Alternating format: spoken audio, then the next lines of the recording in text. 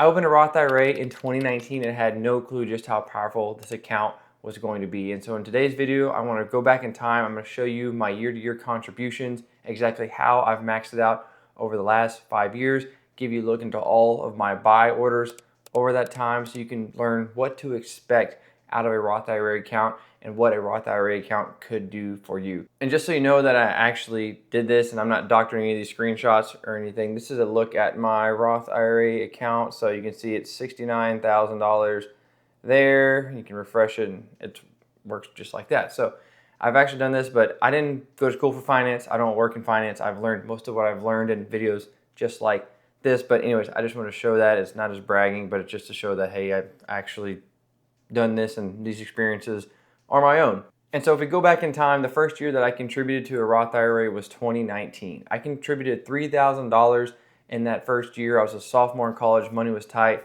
and I put all that into VOO.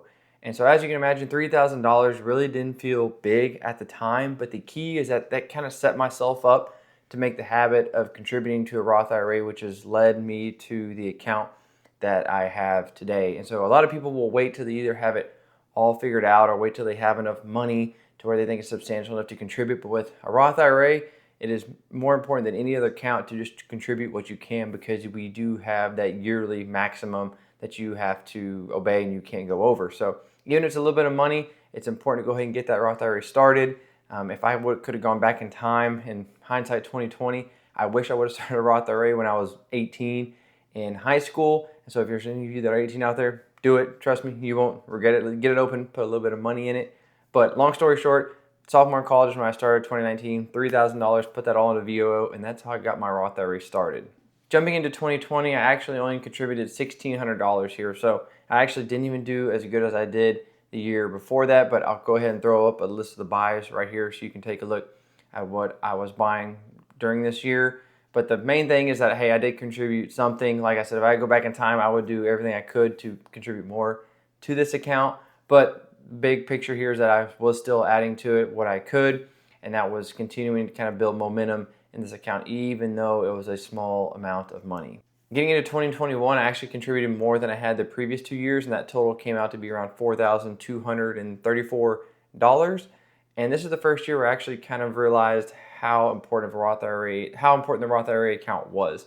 I was in my senior year in college, I was about to graduate, and I was really kind of looking into more of the long-term investing. I was learning more about ETFs, learning more about index funds. I had tried some other kind of trading, not get-rich-quick strategies, I guess you can call them, in college, and a lot of those did not work out. And so I've really started focusing more now on the long-term investing side of things and really learning the advantages of tax advantage accounts like a Roth IRA. I was also getting more comfortable with market swings at this point and not being so caught up in the day-to-day moves, which was a big thing, especially coming up on the next year, 2022, which we'll talk about in a second. But for 2021, you can also see that I also started diversifying kind of more of the holdings that I had. Some of these in here weren't the best. QQQJ was one that was hot at the time that I bought. ARK was one that had a ton of hype behind it at this point, which I also bought a little bit of. And if you look at it today, it's absolutely tanked.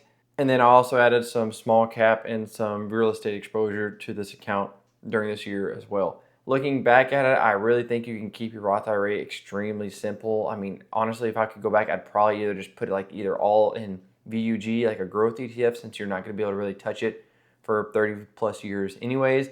But nonetheless, I did kind of diversify into some different holdings here, and you can see that in the buy report. So I just want to be transparent on that side of things. That is what I was buying. If I could go back in time, I'd probably change it up a little bit and go heavier on the growth side of things, but that's what I was doing at the time. Real quick, if you're new here, my name is Cade. I talk about my learnings and mistakes from building a six-figure portfolio in my 20s. So if you're into that, hit the subscribe button, drop a like on this video to let the YouTube algorithm know it's helpful. I'm a new channel. It would greatly help me out. Let's get back to the video. In 2022, I graduated college and had an increase of income, obviously, when I started working full-time. And this was actually the first year that I maxed it out. The contribution chart doesn't really show that accurately here because you can actually contribute to a Roth IRA for a certain year up to when you file taxes for that year. So you have, if you contributed, this year in your Roth IRA, you have until, the following year in April when you file your taxes to contribute to that account. So that's kind of why the 2022 numbers doesn't really look like I maxed it out, because the money that I maxed it out, and it was technically the year after in 2023 before I filed taxes. But long story short, this was the first year that I got to max out my Roth IRA, and I really made it a priority to make sure that I was maxing this account out before I really put money into my own traditional brokerage. This was also a tough investing year in 2022. The market was down a lot. A lot of ETFs took a hit. A lot of popular growth stocks took a hit, and we didn't really see a super quick rebound like we have here recently in the last couple of years. And so it was a good learning opportunity for myself, and I really kind of learned the importance of buying at a discount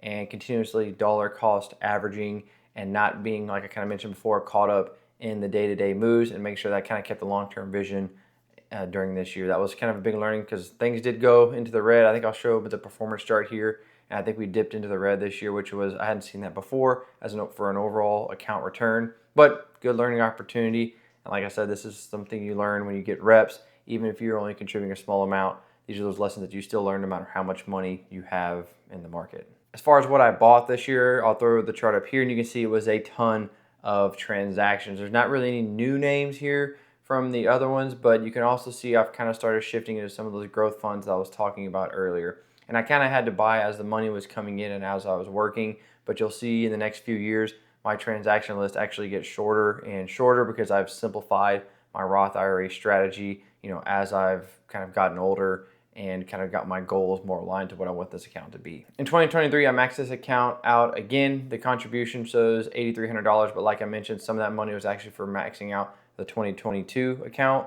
And this is when it really clicked for me. Now that I had a full-time income, I was working full-time, I began setting money aside during the year before to be able to max out the Roth IRA the coming year in January right off the bat. And so I guess you can kind of say this is the year that I almost started planning to max out my next Roth IRA. Obviously, I had a full-time engineering job at this point, so that was a big help. If you want to go learn more about my full kind of investing journey of zero to how I hit 100K invested at 25, I'll link that video somewhere up here. I'll link it after the video, but go check that one out after this. There's some more details in there in terms of my income and that kind of thing.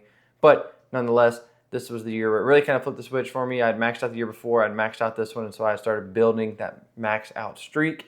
And I was really planning, just to continually max this out for as long as I could after this. Looking at some of the buys here, you can see QQQM, VOO, VNQ, VXUS, some international exposure, VB, some small cap exposure, and then VIG, which is a dividend growth ETF. And then you can start to see VUG as some of those bigger buys as I started to learn more the importance of growth. And that is the key advantage of a Roth IRA, is having those tax-free gains. And in order to take the biggest advantage of that as I could, I really started pressing the gas pedal a little bit harder on the growth funds, because those are the ones that are really going to provide that fuel and grow the account long term. Jumping into the third year, maxing out my Roth IRA account was 2024, but I contributed the full match of $7,000. I'll show the chart right here, but this is kind of the time where I really started to see that takeoff in the account value and the returns that the account was generating. And so I didn't really want to change much at this time. I didn't want to don't fix what isn't broke. And so I didn't have any really major changes to my strategy this year besides maxing it out and making sure that I got that money invested. And you can see that on the buys for this account: VOO, VIG, VUG, and VXUS. So I kind of started to simplify things, stick to my guns, get that little bit of diversification that I wanted, but I kind of let all the fancy strategies and the ARK ETFs and the QQJ of ETFs kind of go to the side, and really just wanted to stick with the main ones that I knew had worked over the long term. Hop into 2025, and I contributed $7,000 again in January, maxed this account out right away. Looking at the buys for it, you can see I had way less trades here. Strategy continued to get even more simple. VB, the small cap ETF, VIG, the dividend growth ETF, VUG, the growth ETF, and then VOO. So nothing really changing here. I'm still hitting base hits. I'm not doing anything crazy, and this account is really starting to grow and compound on itself with the market returns. And then finally, for 2026, we had the Roth IRA max moved up to $7,500. And once again, I maxed that out in January of this year. Taking a look at the screenshot real quick here: VIG, VUG, VXUS. So even simplifying that strategy more, and I'm only really doing a couple buys throughout the year is the plan. And that's where the account is today. So total value is around $70,000. I think about $43,000 of that is contributions, with about $24,000 in gains. Average annual return over the time I've had my Roth open is around 16% annually which is just awesome. I don't think that will necessarily continue, but we will see how things do and how the market continues to perform. Another cool way just to look at the advantages of Roth IRAs, if we take that $70,000 and put it into a compound interest calculator, let's say 30 years, so I'll be closing in on 60. At that time, we put an 8% annual return.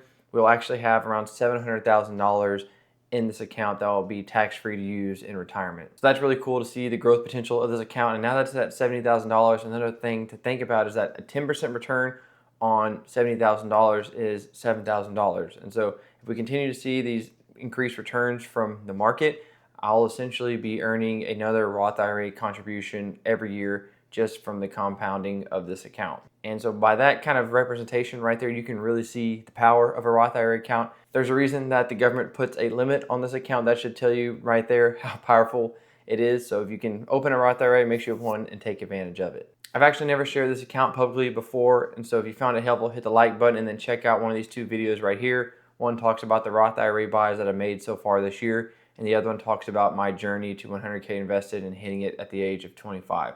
Thank you for watching though. I'll see you in the next one.